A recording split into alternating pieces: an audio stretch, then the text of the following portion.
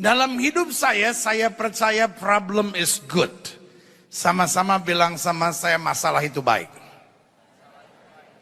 Hello? Sama-sama bilang sama saya, masalah itu baik.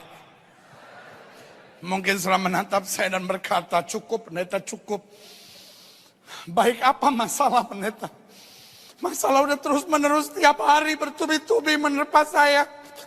Mana kalau masalah datang gak pernah sendiri, sama teman-temannya rame-rame. Ada yang bilang, pendeta tolong doain dong pendeta. Saya udah capek ngadepin masalah. Ada seorang bapak menangis ketemu saya dan dia bilang, pendeta, saya punya masalah, saya punya masalah. Saya tatap bapak itu, saya bilang, saya juga pak. Ya kan? Problem is not a big deal. Jangan selalu lihat masalah lalu bilang, Tuhan saya nggak kuat hadapi masalah. Tapi hari ini saya cuma mau beritahu problem is good for us.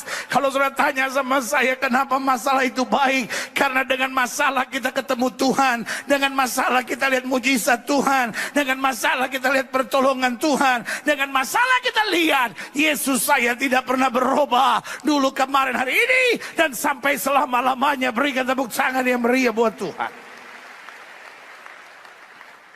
Sebagian kita datang ke gereja bukan karena selebaran. Sebagian sudah menatap saya dan berkata, pendeta 10 tahun yang lalu borok-borok saya ada di gereja. Saya kalau lihat orang gereja saya ketawain, saya bilang orang aneh, orang munafik.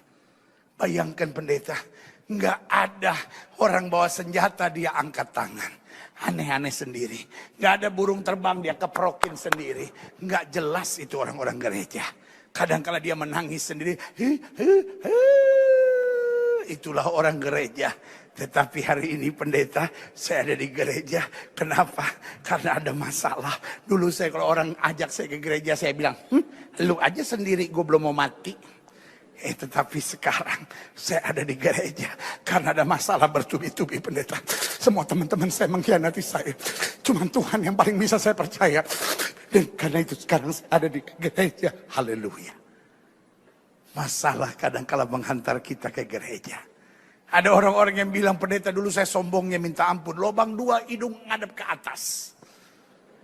Begitu jalan.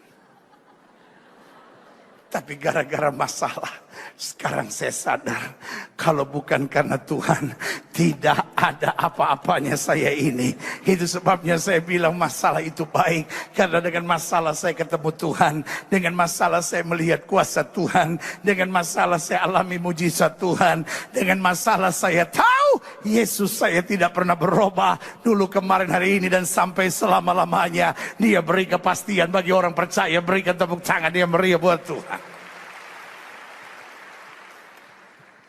Kalau lihat tantangan jangan menangis.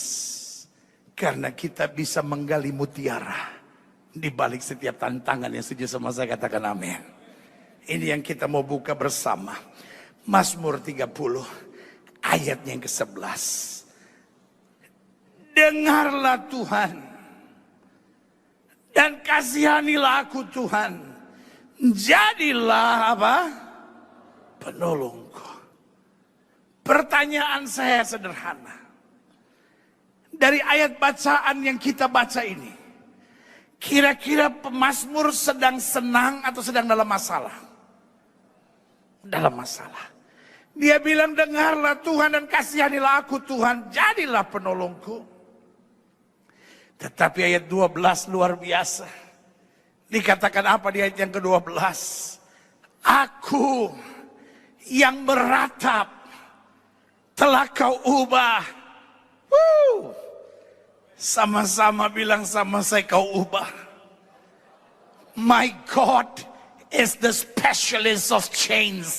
Allah saya Allah yang ahli untuk mengadakan perubahan. Engkau boleh datang dengan masalah, engkau pulang dengan kemenangan. Engkau boleh datang dengan penyakit, engkau keluar dengan kesembuhan. Engkau datang dengan badai, engkau keluar menari-nari. Karena Allah kita hebat dan luar biasa. Yang setuju berikan tepuk tangan yang meriah.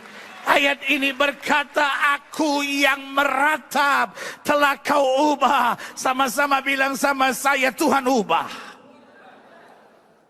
Siapa yang siang hari ini datang ke sini dan percaya pulang ada perubahan.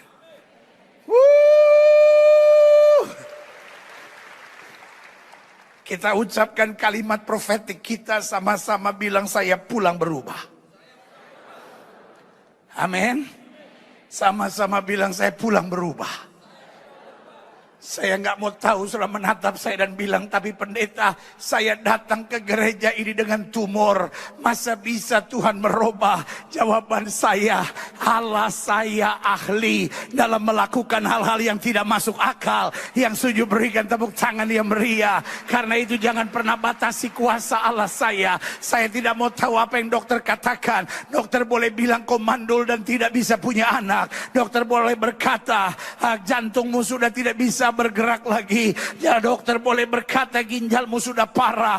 Tapi izinkan saya mengingatkan, Yesus saya ahli dalam melakukan hal-hal yang tidak masuk akal. Yang setuju berikan tepuk tangan yang meriah buat Tuhan.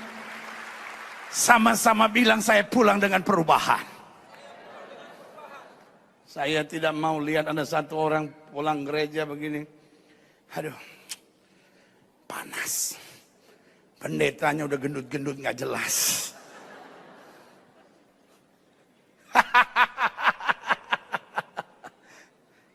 Ada orang yang tanya sama saya, pendeta, waktu itu udah kurus kenapa naik lagi?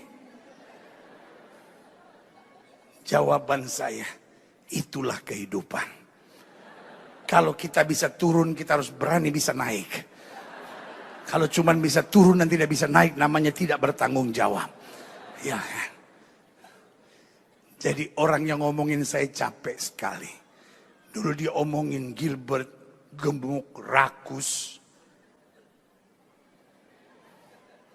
Saya turun, dia bilang, Gilbert sakit gula. Saya gemuk lagi sekarang, dia bingung mau ngomong apa. Lama-lama dia cuma bilang, Gilbert gak jelas. Biarin gak jelas, lebih gak jelas dia yang ngomongin. Iya kan?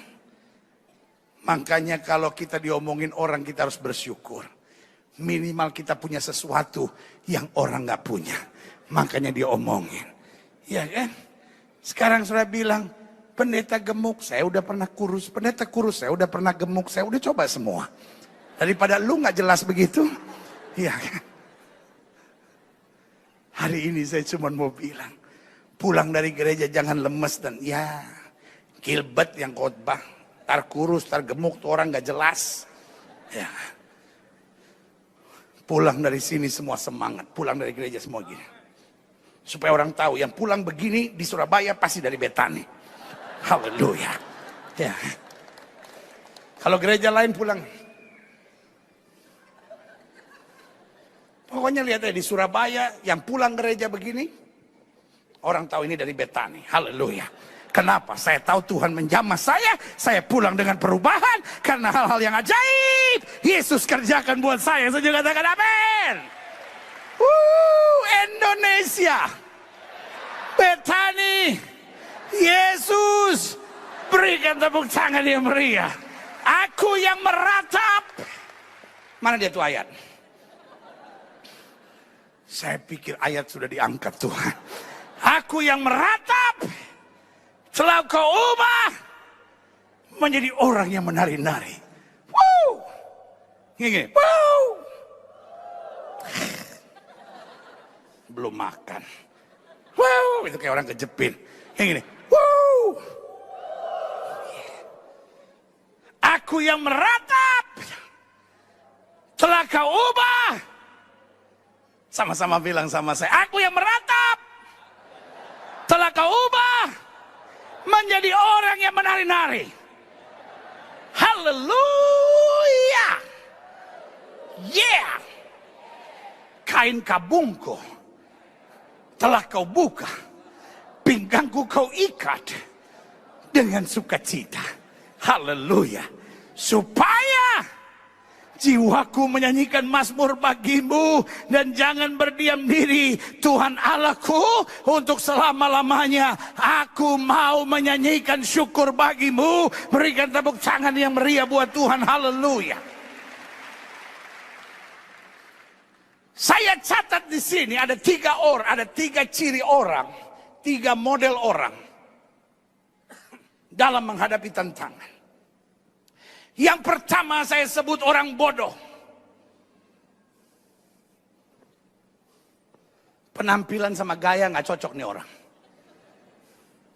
Brewok, kumis, tapi nangis. Orang bodoh. Tanya sama sebelah saudara, kamu bodoh nggak? Nggak apa-apa, sesama orang bodoh kan harus terbuka. Siapa orang bodoh? Orang bodoh adalah orang yang melihat tantangan hidup, lalu menangis, lalu kecewa. Dan repotnya bapak-bapak kalau kecewa, kecewe. Ada yang ketawanya belakangan, diam dulu segini. Tanya sama sebelahnya, maksudnya apaan? Nah, itu namanya tell me. Banyak bapak-bapak kalau kecewa, kecewe.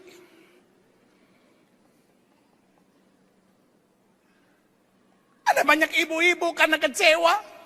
Ya habis gimana ya pendeta? Suami saya tuh gak pernah mengerti saya gitu. Suami saya kalau saya ngomong apa-apa, dia cuma, cuma begitu aja pendeta. Dia sama sekali gitu gak mau mengerti. Suami saya sangat tidak romantis pendeta. Kemarin bulan Februari, orang Valentine, saya sampai bilang, kasih kayak bunga, dia kasih kangkung sama saya. Nggak romantis banget ya itu.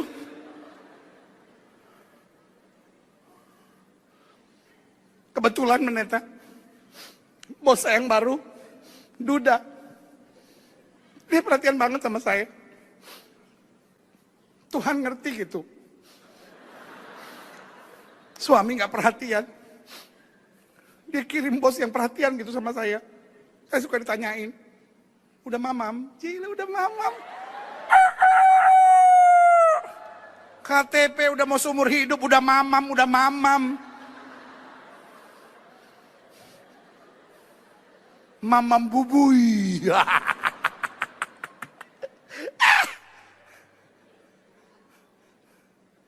Siapa orang bodoh? Yang pertama saya catat di sini, orang bodoh orang yang melihat tantangan hidup. Dia menangis, dia kecewa, dia menyalahkan Tuhan. Tuhan, kenapa Tuhan kasih saya suami kayak begitu? Malaikat bilang, lu yang cari sendiri kok kita disalahin. Ya, folks, we are not an own person. Teman saya yang lagi nerjemahin tambah bingung dia. Bahasa Inggrisnya apa itu? You are not an own person. Dia bingung, gue ngerti bahasa Inggris, oon belum pernah gue ketemu. Oon bahasa Inggrisnya apa? Upit. We are not an oon Christian.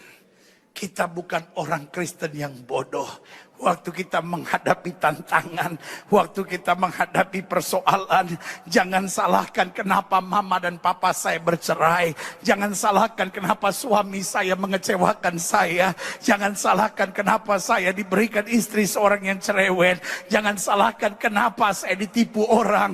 Jangan salahkan kenapa saya dihianati orang. Jangan salahkan kenapa saya difitnah orang. Waktu engkau menghadapi tantangan, ingat firman Tuhan bahwa pencobaan yang kamu alami tidak pernah melebihi kemampuanmu.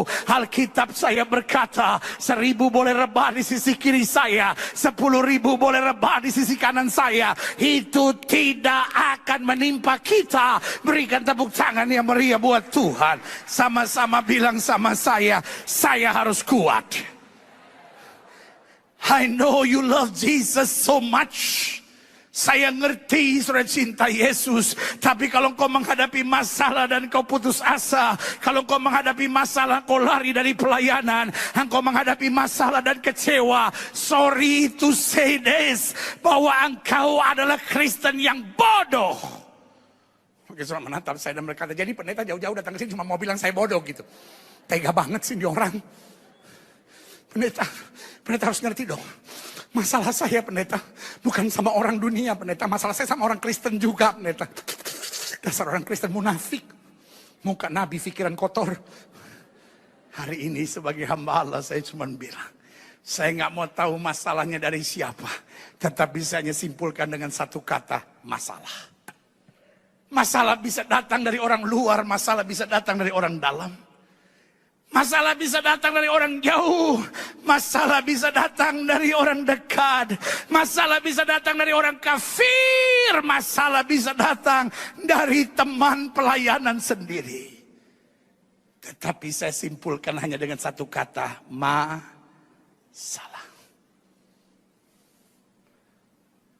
I know you love Jesus so much. Tapi kalau engkau menghadapi masalah lalu engkau kecewa, engkau menghadapi masalah lalu engkau menangis, engkau menghadapi masalah dan engkau putus asa, engkau menghadapi masalah dan engkau salahkan orang, sorry, saya beri nama engkau orang bodoh. Dan orang-orang bodoh mudah dipermainkan oleh setan. Orang-orang bodoh mudah diadu domba. Makanya banyak pelayanan goyang, banyak pelayanan jatuh. Kenapa? Karena orang-orang bodoh ini, orang-orang kecewa, orang-orang yang putus asa ini, orang-orang yang nyalahin orang lain ini, tiba-tiba datang seorang provokator, dia adu domba. Udah dengar belum ini kan gini? Iya. Udah tahu belum? Iya. Saudaraku, hari ini saya mau bilang, life is tough. Serving God is a battle. Hidup ini keras. Melayani Tuhan itu masuk dalam peperangan.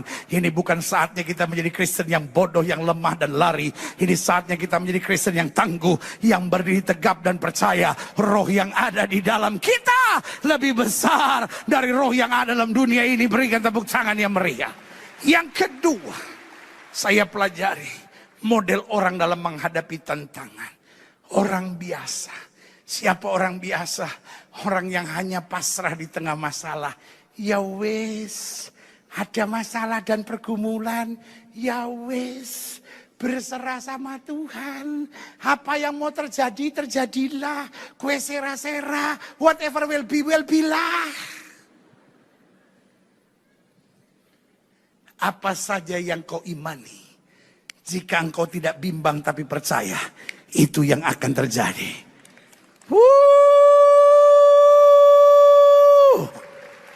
Sama-sama bilang sama saya, sesuai dengan iman saya.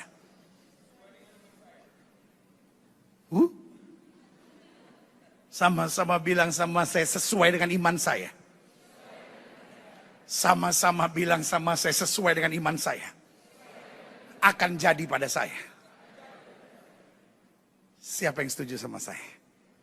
Amin. Kalau engkau berkata, pendeta, rumah tanggaku hancur. Hancur benar. Tapi kalau engkau berkata, aku tahu tangan Yesus yang kuat akan memulihkan rumah tanggaku, itu yang akan terjadi. Yang setuju berikan tepuk tangan yang meriah. Kalau engkau menyerah dan berkata, pendeta, bisnisku akan hancur, maka sesuai dengan imanmu jadi padamu. Tapi sebaliknya kalau kau berkata, di tengah badai ini aku percaya tangan Tuhan yang kuat akan turun menyelesaikan semuanya dengan dahsyat. Itu pun yang akan terjadi. Berikan tepuk tangan yang meriah. Kalau engkau berkata, pendeta, saya narkoba, tidak mungkin saya bisa bebas. Mungkin saya orang yang cinta Yesus, tapi betul saya tidak bisa lepas dari narkoba. Jawaban saya sederhana. Kalau engkau mulai bangkit dan berkata, aku percaya Yesusku menyelesaikan buat aku. Bagi Yesus tidak ada perkara yang mustahil. Sama-sama bilang sama saya, Yesus mengubah. Ratapanku, kau ubah menjadi tari-tarian. Masalahku kau ubah menjadi mutiara-mutiara kemenangan. Berikan tepuk tangan yang meriah buat Tuhan yang setuju, katakan amin.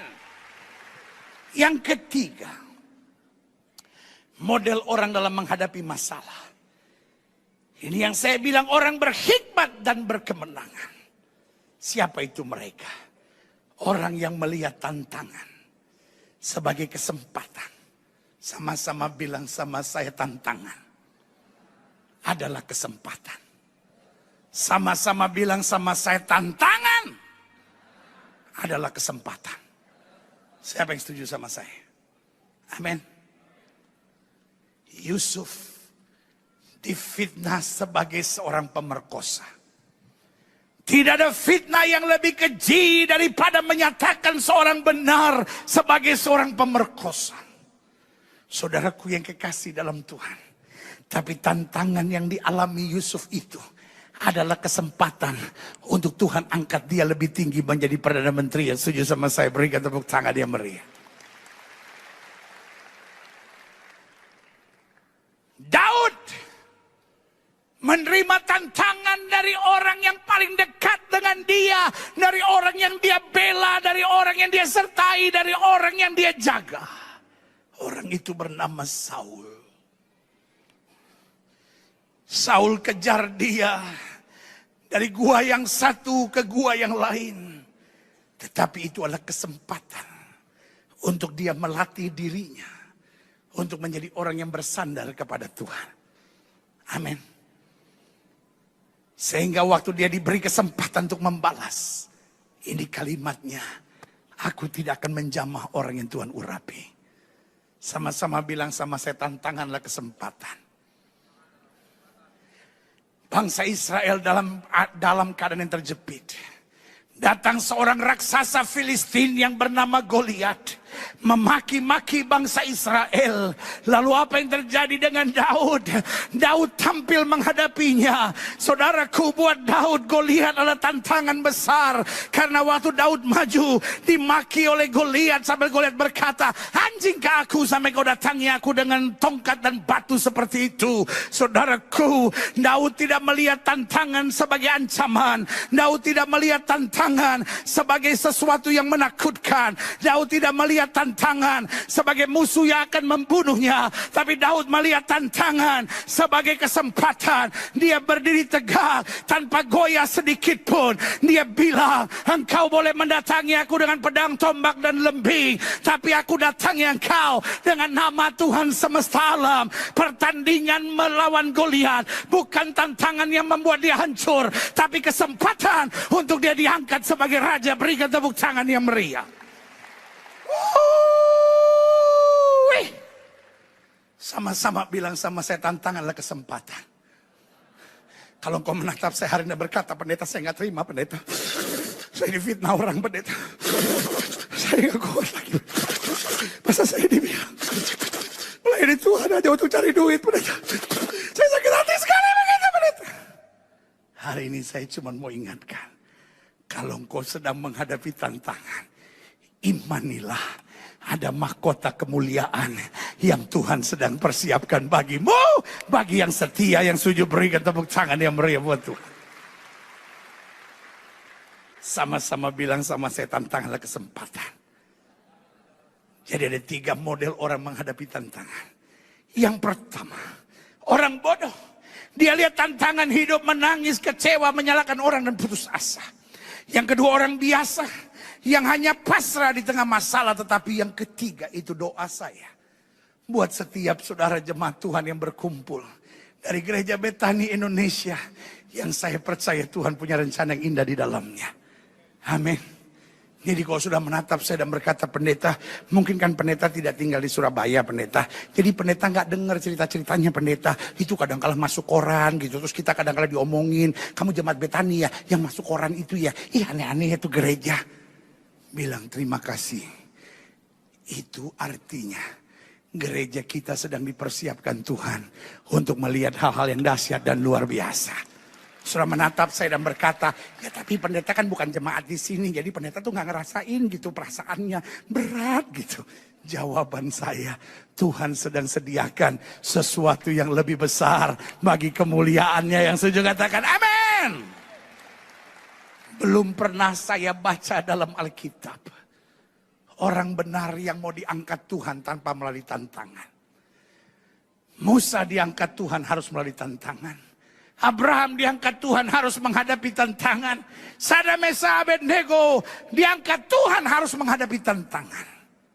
Artinya ketika setiap saudara dalam gereja, dalam rumah tangga, dalam kehidupan menghadapi tantangan, sesuatu yang lebih besar Tuhan sedang sediakan buat kita. Berikan tepuk tangan yang meriah. Saya simpulkan, mutiara apa yang kita bisa gali di tengah tantangan?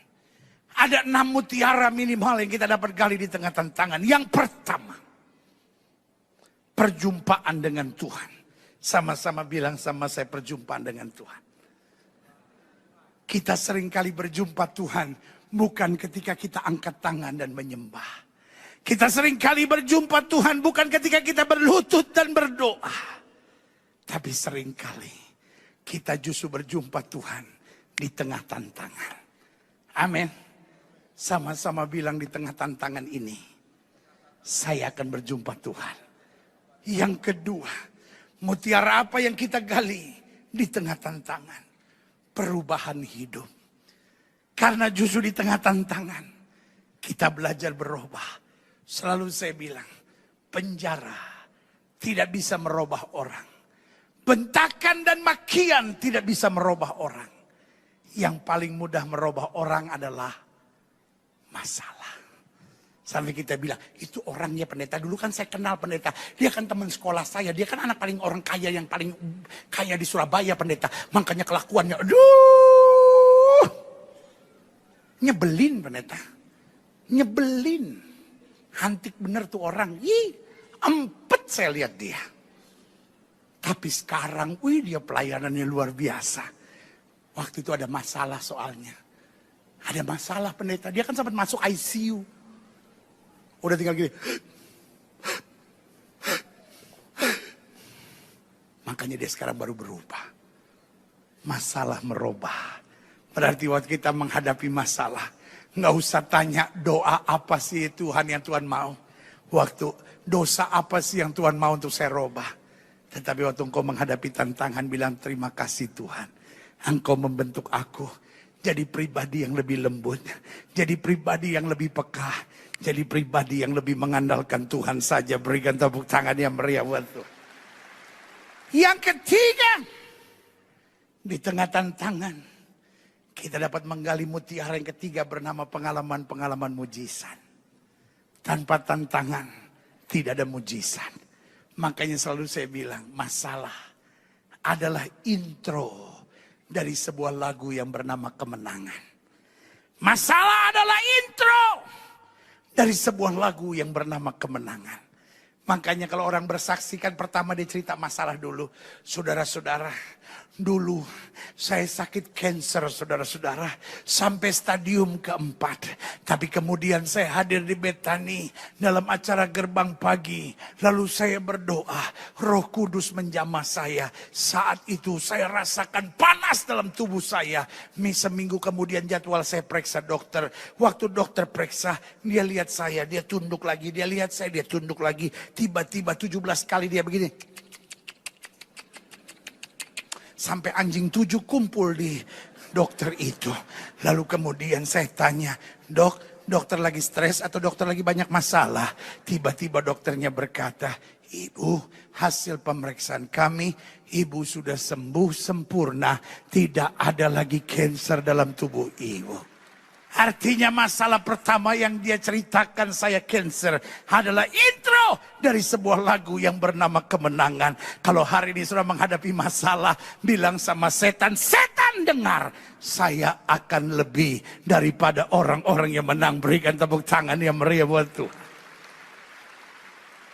Sama-sama bilang saya lebih dari pemenang. Sama-sama bilang saya lebih daripada pemenang. Saya akan alami mujizat. Ya tapi pendeta, saya udah tunggu-tunggu mujizat sampai sekarang belum datang-datang pendeta. Saya udah doa gitu sampai saya bilang, Tuhan bisa gak sih buat mujizat? Kalau Tuhan gak bisa turun biar saya naik situ, saya ngatur. Hari ini saya cuma mau bilang, kalau mujizat belum terjadi bukan berarti tidak terjadi. Sama-sama bilang sama saya, mujizat itu pasti. Sama-sama bilang mujizat itu pasti. Mujizat apa yang sedang kau perlukan hari ini? Imani dan bilang, saya akan menerimanya. Amin. Apa mujizat yang sedang kau pikirkan? Kepalkan tangan kananmu ke atas. Sama-sama bilang, saya menerimanya. Saya menerimanya. Saya pulang dengan mujizat. Berikan tepuk tangan yang meriah. Yang keempat, mutiara apa yang saya gali di tengah tantangan? Kekuatan iman. Sama-sama bilang sama saya, kekuatan iman. Haleluya. Kita waktu semuanya beres, Kadangkala kita terlalu banyak ngandalkan logika, bos. Bos, mas bro. Ketika semuanya beres, kita selalu mengandalkan logika. Tapi waktu udah ada badai menerpa, waktu itu kita baru belajar dengan iman. Saya juga tidak bilang bahwa kita nggak boleh pakai logika sama sekali. Sebab ada orang-orang bersaksi, saudara-saudara, dulu saya apa-apa pakai logika, dulu saya apa-apa pakai otak. Tapi puji Tuhan, setelah saya dibaptis dan terima Roh Kudus, puji Tuhan, saya nggak pernah pakai otak saya sama sekali. Ya, itu bahaya, saudara-saudara. Iya kan? Kita harus tetap pakai otak, tapi jangan mengandalkan logika. Kita masih punya iman. Iman kita bersaksi kepada kita. Selama saya tidak miring ke kiri maupun miring ke kanan, hidup saya akan diberkati. Saya tidak turun tapi saya naik. Saya tidak akan menjadi ekor, saya dipimpin menjadi kepala. Haleluya. Amin. Izinkan masalah menerpa hidup saudara. Tidak ada apa-apa. Masalah membuat kita lebih kuat dalam iman. Amin. Orang-orang yang belum menghadapi masalah gampang goyah, gampang berkhianat, gampang lemah. Pelayan-pelayan Tuhan yang menghadapi masalah, yang sedang goyah imannya, saya cuma mau bilang, selamat datang di pelayanan. Karena memang yang namanya pelayanan tidak mencari orang-orang yang suka ngambek. Pelayanan tidak mencari orang-orang yang gampang frustasi. Tetapi pelayanan membutuhkan orang-orang yang makin dihantam badai, makin kuat. Makin dihantam angin ribut, makin bersandar kepada Tuhan. Makin berkata, aku tak tergoncangkan. Karena Tuhan sumber kekuatanku. Berikan tepuk tangan yang meriah buat Tuhan. Yang kelima, mutiara yang kita gali di tengah tantangan adalah kerendahan hati. Orang sombong, Tuhan membencinya. Alkitab berkata Allah melawan orang sombong. Makanya Alkitab berkata orang-orang tinggi hati akan direndahkan Tuhan. Orang-orang yang merendahkan diri akan ditinggikan Tuhan. Dengar, orang yang meninggikan diri, yang merendahkan dia adalah Tuhan. Kalau manusia yang merendahkan, jangan pusing saudara-saudara. Kalau manusia yang merendahkan, biarin saja. Selama Tuhan yang mengangkat, Tuhan saya lebih hebat. Yang setuju sama saya katakan amin. Amin. Ya tapi pendeta, masa saya diomongin begini pendeta, masa saya difitnah begini, biarin aja. Yesus juga diomongin, Yesus juga difitnah. Iya kan? Mulut-mulut dia, apa urusan kita untuk urusin mulut dia? Iya kan? Pendeta saya diomongin orang, ya biarin. Masa kita mesti berfirman, jangan menyebut nama Gilbert dengan sembarangan. Emangnya kita Tuhan? Ya kan? Orang mau ngomongin kita, biarin aja. Selalu saya bilang, orang yang membenci saudara adalah fans terbesar hidup saudara. Kenapa? Dia ngerti sudah pakai baju apa minggu lalu. Benar. Setelah masuk gereja nih, langsung orang yang benci sudah ngomongin apa? Baju merah lagi, baju merah lagi. Minggu lalu kan dia pakai merah, sekarang merah lagi. Pendukung Jokowi nggak jelas. Sampai kita bilang lah aja, gua aja lupa. Minggu lalu pakai apa? Iya kan? Kita masuk gereja. Rambutnya di belah tengah. Kemarin belah pinggir, sekarang belah tengah. Dia tahu model rambut kita seperti apa. Orang yang membenci kita, yang suka ngomongin kita. Kita lagi tidur, dia mikirin. Kita ke gereja, dia mikirin. Kita nulis apa di Facebook, dia baca. Iya kan? Kita nulis apa di Twitter, dia liatin. Dia komen. Astaga. Itulah fans terbesar dalam hidup saudara. Doakan mereka supaya selamat jiwa, tubuh, dan roh mereka. Ya, jangan pusing. Hari ini saya cuma mau bilang sama saudara. Orang sombong direndahkan Tuhan. Tapi setelah kita menghadapi masalah, kita jadi orang-orang yang tidak bisa sombong. Paulus bilang apa? Aku ada sebagaimana aku ada. Semua karena anugerah Tuhan. Yang setuju berikan tepuk tangan yang meriah. Siapa yang percaya dia ada karena dia hebat, tolong angkat tangan. Ups. Siapa yang percaya dia ada karena Tuhan hebat, tolong angkat tangan. Siapa yang percaya dia ada karena dia dan Tuhan sama hebatnya? Hups. Siapa yang percaya dia ada karena dia hebat? Oh, sudah bertobat. Tadi banyak yang angkat tangan, sekarang sudah bertobat. Puji Tuhan. Siapa yang sadar dia ada karena dia hebat? Tolong angkat tangan. Siapa yang sadar dia ada karena Tuhan yang hebat?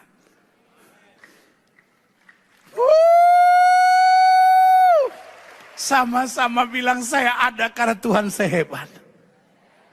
Nggak usah sombong. Orang itu kalau sok tahu, sok pinter, sok jago pasti jatuh. Iya kan? Orang sok cantik aja nyebelin, saudara-saudara, bener deh. Orang ganteng tuh nggak apa-apa, yang repot orang sok ganteng. Orang cantik juga nggak apa-apa, yang repot sok cantik, saudara-saudara. Orang ganteng, pernah ketemu orang ganteng nggak?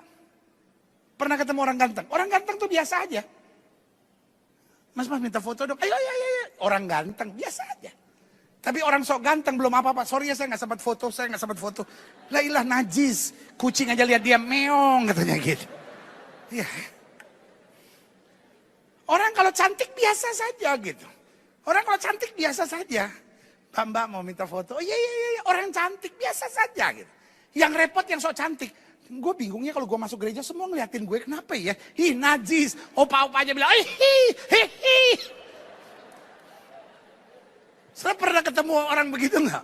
Satu kampus kayaknya kejar-kejar dia, ya kan? Sampai anjing-anjing ngomong, anjing aja lihat dia gini, kok mirip pendeta? Ada banyak di dalam Manado toh.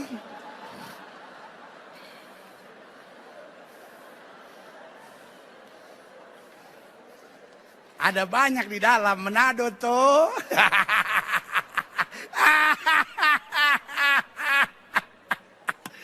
Aduh, saya ke Jogja ada orang jual sengsu.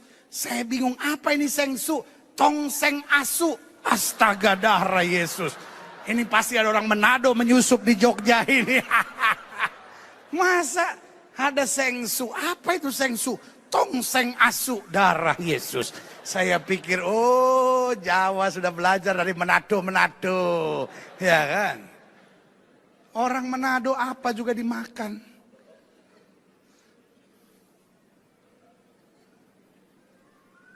Sampai apa itu namanya?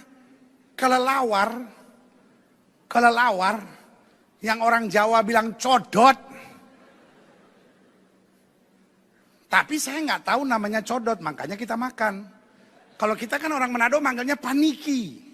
Kan paniki bagus, paniki, panini gitu kan. Kayak makanan Itali tuh ya kan.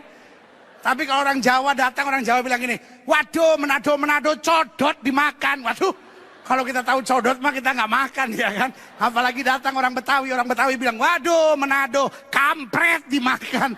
Ya ampun kalau saya tahu namanya kampret saya juga malas makan ya kan. Kampret ya kan.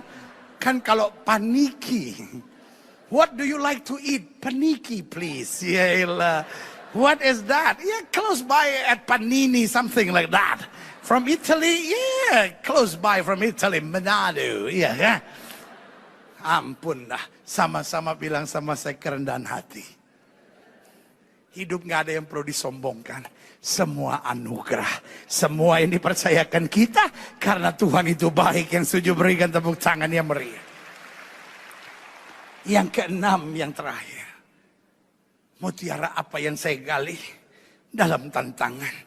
Yaitu kemampuan untuk hidup dalam kasih. Saya tidak mau membenci. Saya tidak mau membalas yang jahat dengan yang jahat.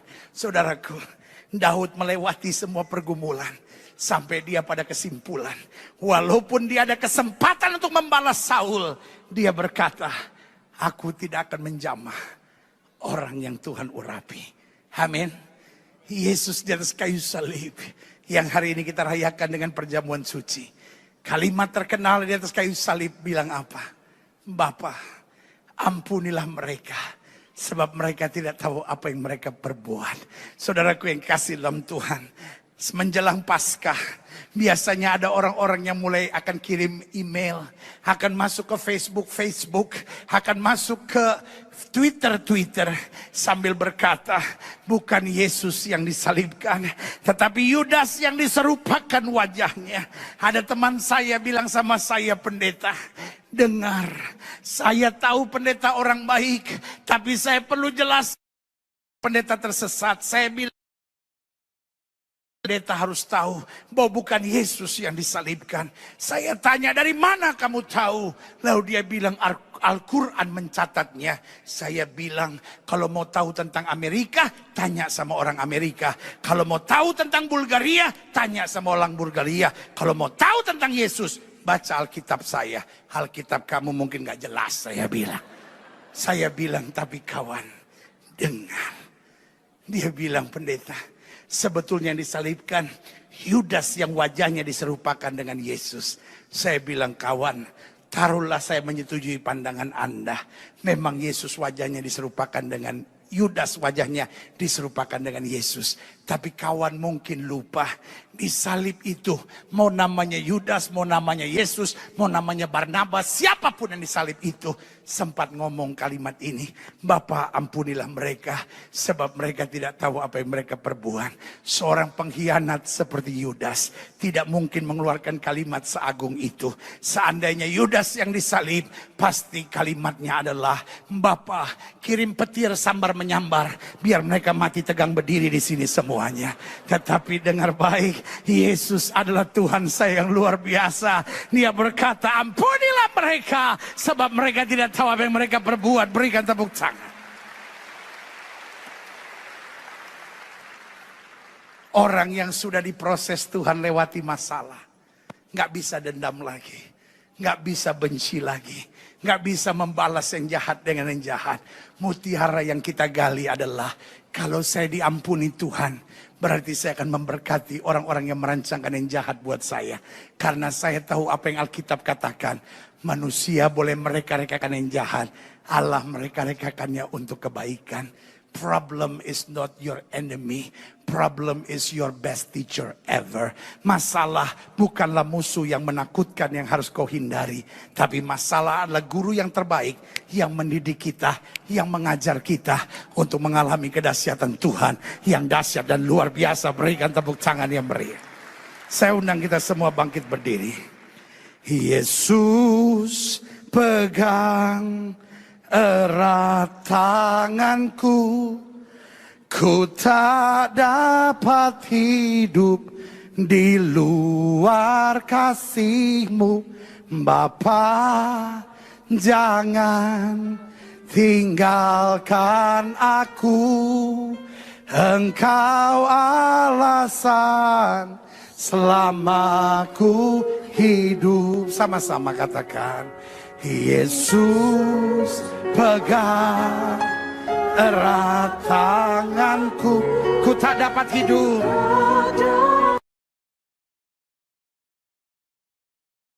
kasih. Tinggalkan aku, Engkau alasan selama ku hidup. Sama-sama buka hati katakan, Yesus pegang erat tanganku, ku tak dapat hidup di luar kasih. Bapa, jangan tinggalkan aku, Engkau alasan selama. Sekali lagi sama-sama katakan, Yesus pegang erat tanganku. Katakan, surely I cannot live without your hand.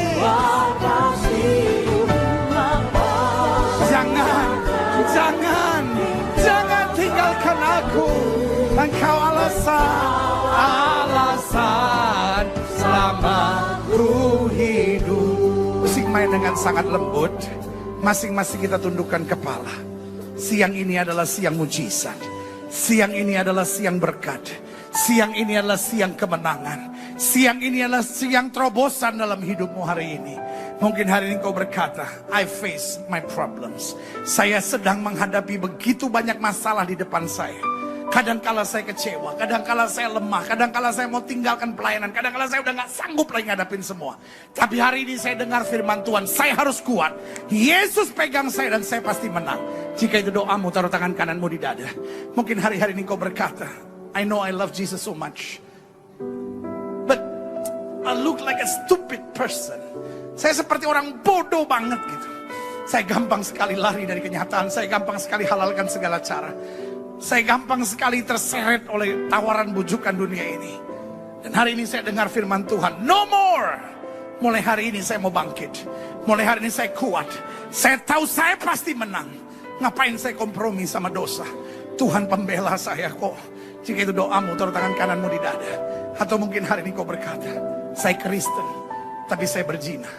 Saya Kristen tapi saya lakukan hubungan seks sebelum nikah. Saya Kristen tapi saya korupsi. Saya Kristen tapi saya masih minum mabuk, saya masih judi. Saya masih terlibat dengan obat-obat terlarang. Saya Kristen tapi saya selingkuh. Saya Kristen tapi saya sebetulnya masih ada kontak dengan bekas pacar saya. Saya Kristen tapi saya masih ada main di belakang suami saya, di belakang istri saya. Lalu hari ini sudah berkata, enggak lagi Tuhan. Taruh tangan kananmu di dada. Atau mungkin sudah berkata, saya Kristen tapi saya kasar terhadap istri saya. Saya Kristen tapi saya istri yang egois dan mau menang sendiri. Saya Kristen tapi rumah tangga kami ribut terus menerus. Kami butuh Tuhan merubah kami. Kami mau rendah hati. Selama ini kami terlalu sombong, angkuh, so tahu, so jago, so pinter. Tapi hari ini aku dengar firman, gak bisa aku gini lagi Tuhan. Tuhan ubah hidupku. Aku sadar semua karena Tuhan. Jujur aku sombong banget. Aku ngerasa semua karena aku. Tapi hari ini aku dengar, Tuhan ampuni aku. Aku gak mau direndahkan, Tuhan dulu baru sadar. Jika itu doamu, taruh tangan kananmu di dada. Setiap saudara yang hari ini dengar firman dan berkata, I know problem is good for me. Terlalu sering aku menangis, terlalu sering aku kecewa, terlalu sering aku putus asa. Tapi hari ini aku mau bangkit, aku masih punya Tuhan. Aku pasti menang. Tantangan adalah kesempatan. Jika itu doamu hari ini, taruh juga tangan kananmu di dada. Setiap saudara yang ini doakan, yang taruh tangan kanan sudah di dada, boleh angkat tangan dua-dua tinggi-tinggi. Izinkan saya berdoa. Setiap saudara angkat tangan dua-dua, ulangi doa saya, katakan Tuhan Yesus. Dengan suara keras sama-sama katakan Tuhan Yesus. Aku anakmu. Aku lebih daripada orang-orang yang menang. Hari ini adalah hari perubahan. Setan tidak punya kuasa lagi atas hidupku. Setan ada di bawah telapak kakiku. Aku lebih daripada orang-orang yang menang. Kain kabungku telah kau ubah menjadi tari-tarian. Ratapanku telah kau ubah menjadi sorak-sorai kemenangan. Haleluya, haleluya, haleluya. Inilah sorak-sorai kemenangan kami. Yesus memulihkan kami. Yesus menjamah kami. Yesus mengurapi kami. Terima kasih Tuhan. Terima kasih Yesus.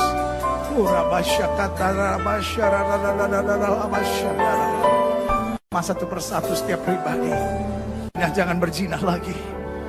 Yang kasar kepala batu, jangan kasar kepala batu. Yang egois, yang mau menang sendiri, yang membenci dan menendam, lepaskan semuanya. Hari ini kau sudah terima perjamuan suci. Darah Yesus sudah menyucikan engkau. Ini saatnya kau pulang dalam perubahan yang sejati. Terima kasih. Kalau sampingmu suamimu, sampingmu istrimu, kau boleh peluk dia. Kalau sampingmu anakmu, pemulihan rumah tangga siang hari ini. Siang hari ini saya percaya ada urapan khusus pemulihan rumah tangga. Suami peluk istrinya, istri peluk suaminya.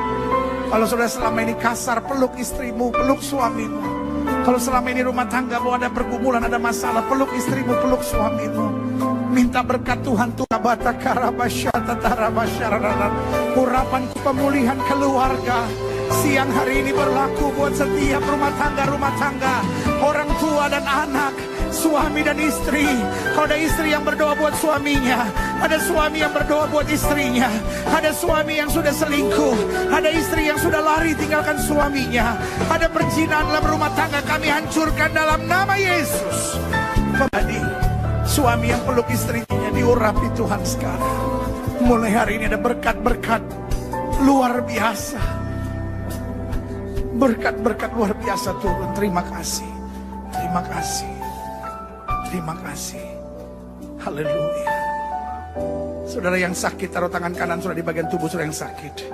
Hari ini harus menjadi hari kesembuhanmu. Darahnya yang tertumpah, tubuh yang terpecah, menjadikan engkau sembuh. Taruh tangan kananmu di bagian tubuhmu yang sakit, karena firman Tuhan katakan orang percaya akan tumbang tangan buat yang sakit akan disembuhkan. Angkat sebagai tanda kau bergantung, percaya, berharap sebenarnya pada amin. Itu kami percaya. Orang percaya akan tumbang tangan buat yang sakit, dan yang sakit akan disembuhkan. Dengan iman kami praktekkan firman Tuhan ini. Kami letakkan tangan kami, tolak sakit penyakit. Kau tidak punya kuasa atas tubuh orang percaya, karena tubuh kami telah dibeli dengan harga mahal, itu darah Yesus. Darah yang tercurah tubuh kami, lebay Roh Kudus, bukan tempat penyakit. Kami perintahkan sekarang keluar dalam nama Yesus. Kuasa kesembuhan, berkat, mujizat mulai terjadi. Karena kami percaya Yesus kami tidak berubah, dulu, kemarin, hari ini, dan sampai selama-lamanya. Dengan bilur-bilur Kristus dijamah dan disembuhkan Tuhan. Dengan kuasa yang luar biasa kami bersorak, kami bersuka cita. Kami tahu bagimu tidak ada perkara yang mustahil. Haleluya. Biasa usaha para kaum profesi, para pegawai terus melihat peningkatan dan kemajuan yang luar biasa. Siang ini kami bukan hanya ada di gereja, tetapi kami mengalami perjumpaan dengan Tuhan. Angkat tanganmu dua-dua. Angkati dosa apa yang harus kau, sesuatu yang perlu kau tinggalkan, sehingga kau pulang sebagai pemenang. Sambil angkat tangan sama-sama katakan, Yesus saya luar biasa. Saya sudah dijamah, yang lama sudah berlalu. Haleluya. Haleluya.